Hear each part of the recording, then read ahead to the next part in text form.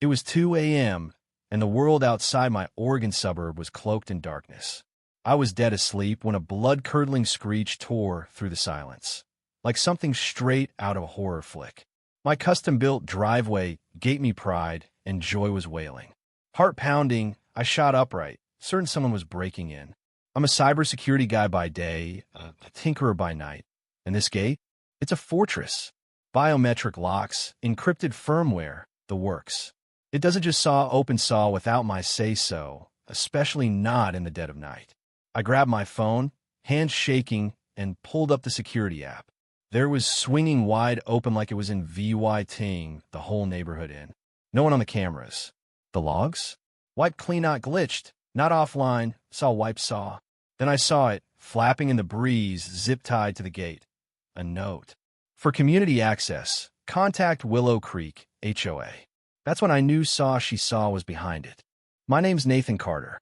5 years ago, I built this gate system for my house on the edge of Willow Creek, a quiet little suburb that's more about manicured lawns than midnight conspiracies.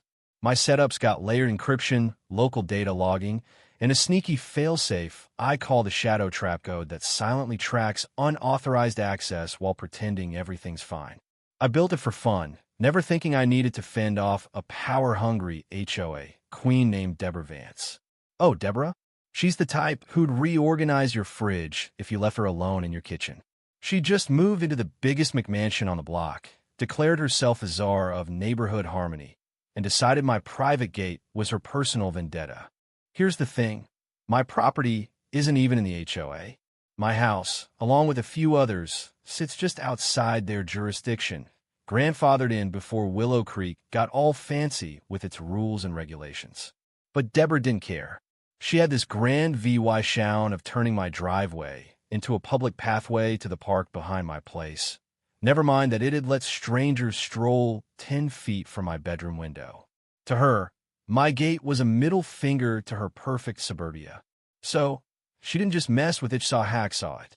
That morning, I was out there with my coffee, staring at my gate hanging half open like a broken jaw. A neon pink sticky note was slapped on it, Deborah's handwriting screaming, fixed for compliance. I was fuming. Before I could process, here she came, power walking down the sidewalk in a teal tracksuit, her yappy chihuahua darting around like it was on an espresso binge. She waved, all chipper. Morning, Nathan. Hope you don't mind. We had to tweak your gate. It was acting up. Saw I nearly choked on my coffee. This system's smoother than her overdone spray tan. I leaned against the gate, trying to keep cool. You hacked my gate, Deborah. She blinked, fake innocence oozing. Hacked? Oh, honey, no. We just made it community-friendly. This whole area is under HOA now. New zoning rules. I was floored. You can't rezone private property. She just smiled, all teeth. The board voted for the greater good park access for kids, safer paths. Your gate was closed saw. I didn't argue. Debating Deborah is like wrestling a pig in mud. You get dirty, and the pig loves it. But while she was yammering, I was already pulling up my shadow trap logs. Jackpot. At 12:47 a.m., someone used a USB stick to inject code, bypassing the interface and trying to ping an external IP. My gate was seconds from becoming a zombie in someone's network. And the cameras? Oh, they caught her. Deborah in a hoodie, flashlight in her teeth, crouched by the control box with some guy holding the panel open. This wasn't meddling. This was a full-on covert op. I spent the next day digging. The override wasn't a one-off. It was built to keep the gate open daily from 6 a.m. to 10 p.m. and disable my manual lockout. Whoever wrote it knew their stuffer got lucky reverse engineering my code. Then I found something worse. Behind my hydrangeas, tucked in the dirt, was a black box the size of a deck of cards, blinking green. A Wi-Fi transmitter. I yanked it out, heart sinking, and kept looking. Another one under my garage, Eve, disguised as a motion sensor. Two more in my yard, one by the grill, one in the mulch. Footprints, too. Deborah's sneakers and a bigger pair, probably her hired tech guy. This wasn't just about my gate. She was spying.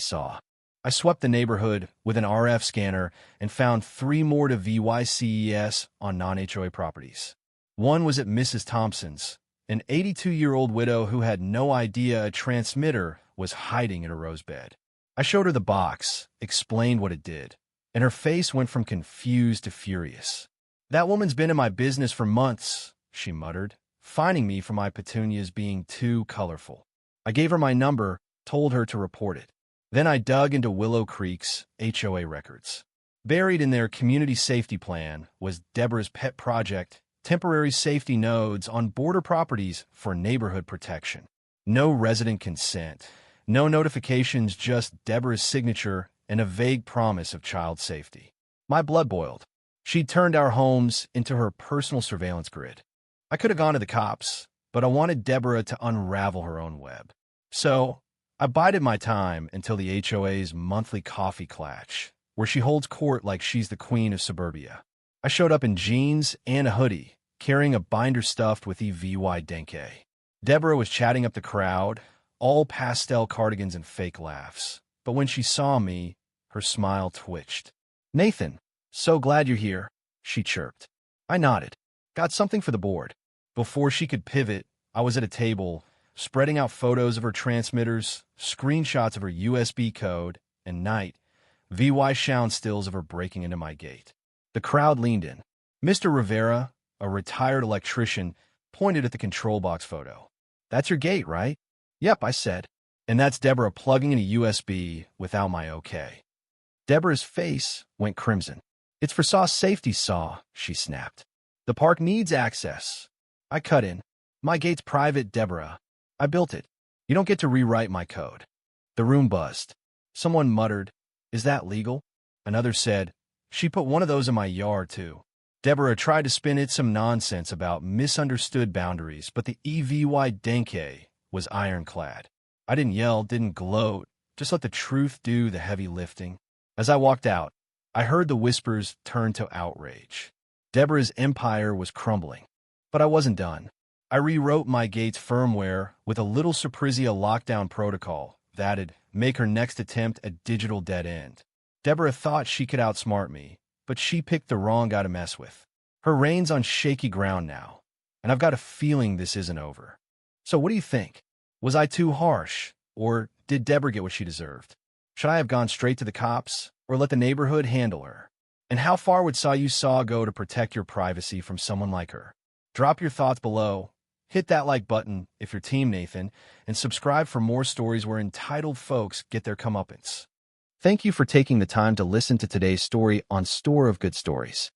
If this story touched your heart or made you think, don't forget to hit like and share the video to spread this positive message to more people. And if this is your first time here, make sure to subscribe and turn on the notification bell so you won't miss any of the meaningful stories we share every week. Your support is the biggest motivation for Store of Good Stories to keep bringing heartfelt and valuable stories to you. See you in the next video.